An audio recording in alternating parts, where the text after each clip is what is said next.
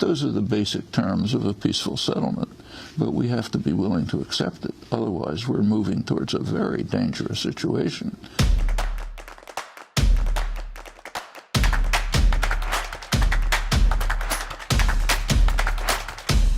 The background begins with the fall of the Soviet Union, 1989, 1990.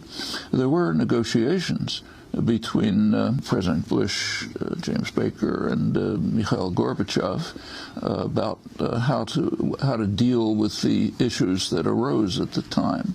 A crucial question is what happens to NATO. NATO had been advertised since its beginning as necessary to protect Western Europe from the Russian hordes. Okay, no more Russian hordes, so what happens to NATO? Well, we know what happened to NATO, but the crucial issue was this. Gorbachev agreed to allow a unified Germany to join NATO, a hostile military alliance. It's a pretty remarkable concession. Germany alone had practically destroyed Russia several times, and now he was agreeing to have Germany join a hostile military alliance led by the only superpower. But there was a quid pro quo that NATO would not move 1 inch to the east. That was the phrase that was used in the interchanges, meaning to East Germany. And on that condition, they went forward. NATO immediately moved to East Germany. When Gorbachev vigorously protested, naturally, he was informed by the United States that it was only a verbal commitment. It wasn't on paper.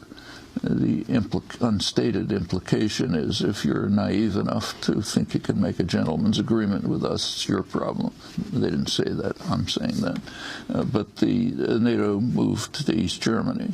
Under Clinton, moved right up to Russia's borders. Just a couple of weeks ago, U.S. Military equipment was taking part in a military parade in Estonia, a couple hundred yards from the Russian border. Russia is surrounded by U.S. offensive weapons. Sometimes they're called defense, but they're all offensive weapons. Now, in the case of the Ukraine, again, whatever you think about Putin, think he's the worst monster since Hitler, they still have a case. And it's a case that no Russian leader is going to back down from. They cannot accept the Ukrainian move of the current government to join NATO, even probably the European community. There is a very natural settlement to this issue, a strong declaration that Ukraine will be neutralized. It won't be part of any military alliance. That, along with some more or less agreed upon choices about the autonomy of regions. You can finesse it this way and that. But those are the basic terms of a peaceful settlement.